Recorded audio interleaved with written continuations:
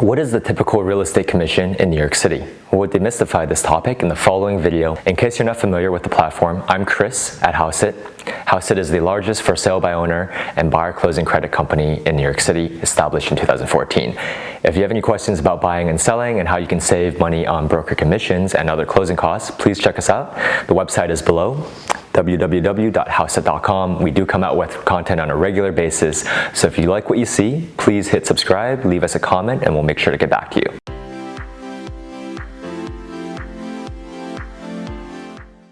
What is the typical real estate commission in New York City? Well, contrary to public belief, there is no set commission rate in New York City or nationwide. Despite what you may have heard, 5 to 6% of the sale price is not prevalent throughout New York City. With that said, the 5 to 6% of the purchase price and broker commission that you've commonly heard of, either in TV shows or in news magazines, or even in the New York Times, which recently published an article saying that the average commission rate across the United States was 5.4%.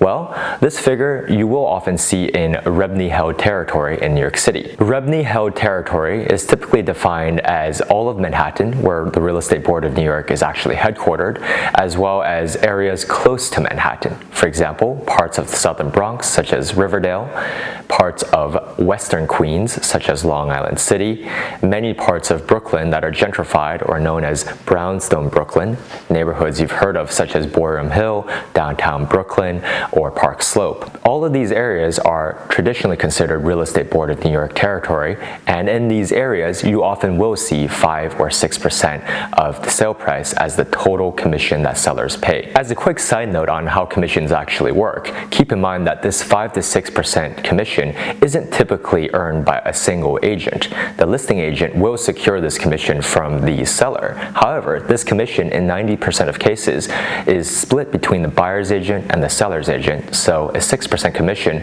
would be split 3% to the buyer's agent and 3% to the listing agent. So what about commission rates in non-Real Estate Board of New York areas?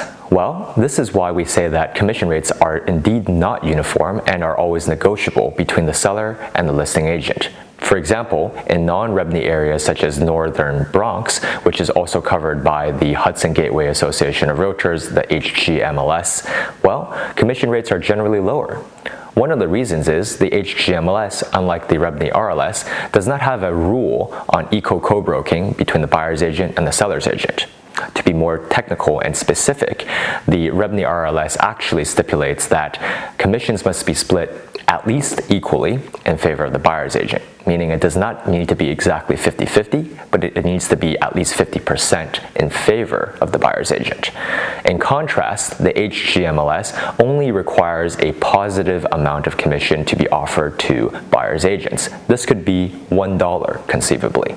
As a result, and probably because the Real Estate Board of New York is not there to enforce its co-broking mechanism, the commission rates in Northern Bronx are significantly lower on average. In a similar vein, total commission rates in Southern Brooklyn and Eastern Brooklyn are also lower than in Real Estate Board of New York territory closer to Manhattan.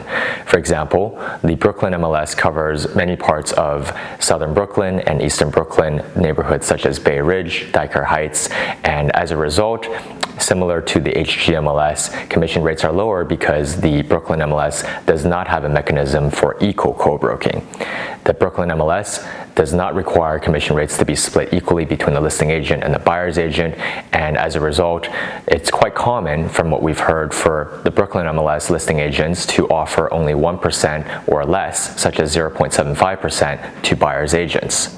So to recap, is there a standard, typical New York City real estate commission rate? Well, the answer is no, and it depends on where you live and whom you ask.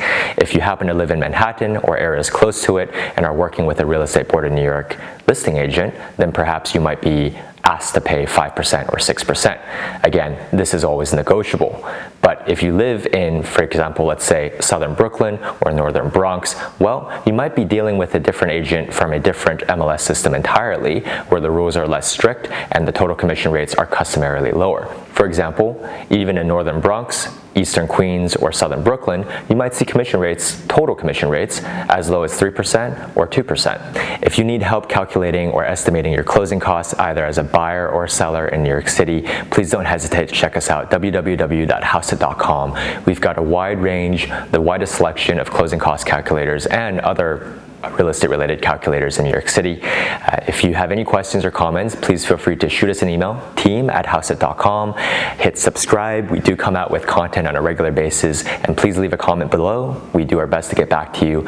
And if you have any questions about buying or selling and you want to learn about how to save money on broker commissions and closing costs in New York City, please don't hesitate to drop us a line, and we hope to hear from you.